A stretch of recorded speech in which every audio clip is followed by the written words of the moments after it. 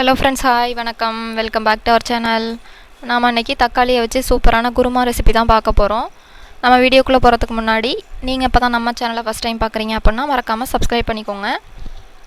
நாம் டெய்லி இட்லி தோசைக்கு ஒரே மாதிரி சட்னி செஞ்சு போர் அடிச்சிருச்சு அப்படின்னா இந்த மாதிரி குருமா ரெசிபி ட்ரை பண்ணி பாருங்கள். ஒரு மிக்ஸி ஜாரில் 5 பழுத்த தக்காளி கட் பண்ணி சேர்த்துக்கலாம். கூடவே ஒரு பச்சை மிளகாய் சேர்த்துக்கலாம். இது கூடவே நான் ஒரு 1/4 டீஸ்பூன் அளவுக்கு சோம்பு சேர்த்துக்கிறேன்.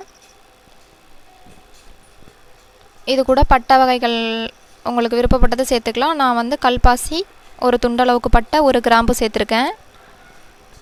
இது கூடவே ஒரு 2 டேபிள் ஸ்பூன் அளவுக்கு நான் பொட்டுக்கடலை சேர்த்துக்கிறேன். கொஞ்சமாக ஒரு 1/4 மூடி அளவுக்கு துருவின தேங்காய் இது கூட சேர்த்துக்கிறேன். இது எல்லாத்தையும் தண்ணி சேர்த்து நல்லா ஃபைன் பேஸ்ட்டாக அரைச்சிட்டு வந்துடலாம். அடுத்ததாக ஸ்டவ் ஆன் பண்ணி கடாய் எடுத்து வச்சுக்கலாம். கடாய் நல்லா சூடானதும் இதில் நான் எண்ணெய் சேர்த்துக்கிறேன். 3 டேபிள் ஸ்பூன் அளவுக்கு நான் சேர்த்துருக்கேன் எண்ணெய் ஓரளவு சூடானதும் இதில் ஒரு பெரிய சைஸ் வெங்காயம் கட் பண்ணி எடுத்து வச்சுருக்கேன். அதை இது கூட சேர்த்துக்கலாம். வெங்காயத்தை சேர்த்து நல்லா வதக்கி எடுத்துக்கலாம். இது நல்லா பொன்னிறமாகிற வரைக்கும் வதக்கி எடுத்துக்கலாம். இந்த ஸ்டேஜ் வந்ததும் நம்ம இது கூட ஒரு 1/4 டீஸ்பூன் அளவுக்கு இஞ்சி பூண்டு பேஸ்ட்டு சேர்க்க போகிறோம். இப்போ இதோட பச்சை வாசனை போகிற அளவுக்கு நல்லா வதக்கி எடுத்துக்கலாம்.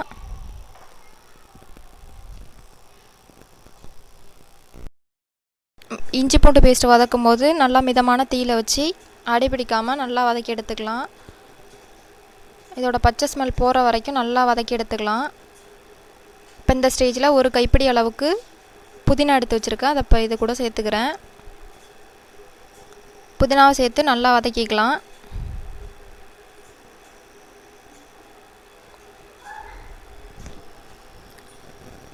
இந்த அளவுக்கு வதங்கினதும் இது கூட நான் கொஞ்சமாக காரத்துக்கு ஒரு 1/4 டீஸ்பூன் அளவுக்கு தனி மிளகாய் தூள் சேர்த்துக்கிறேன்.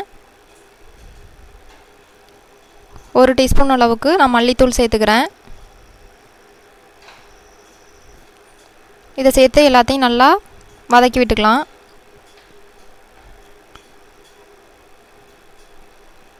இது எல்லாமே நல்லா வதங்கட்டும். இப்போ இந்த ஸ்டேஜில் நாம் தக்காளி அரைச்சி வச்சுட்டு வந்த பேஸ்ட்டை இப்போ இது கூட சேர்த்துக்கலாம்.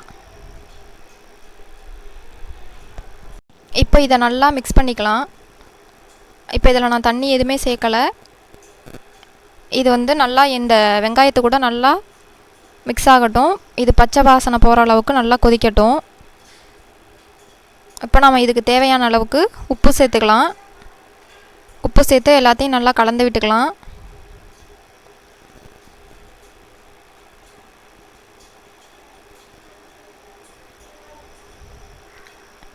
இப்போ இதை ஒரு மூடி போட்டு ஒரு 2 நிமிஷம் கொதிக்க விடலாம்.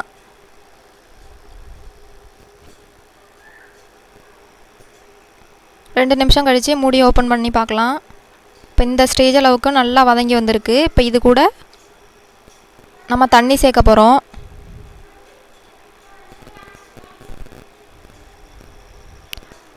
நான் இப்போ இதில் வந்து 1 கிளாஸ் அளவுக்கு நான் தண்ணி சேர்த்துக்கிறேன்.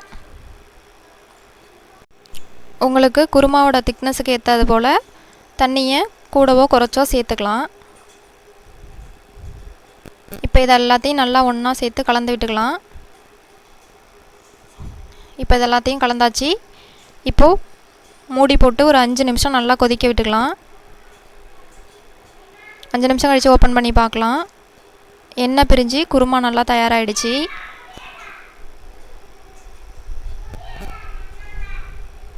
அவ்வளோதான் ஃப்ரெண்ட்ஸ், நம்ம இதை வேறு பவுலுக்கு மாற்றி எடுத்துக்கலாம்.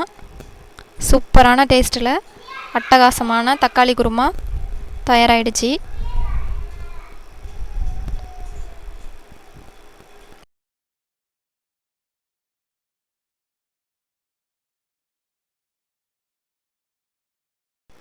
கண்டிப்பாக ஒரு வாட்டி நீங்களும் இந்த ரெசிபியை ட்ரை பண்ணி பாருங்கள்.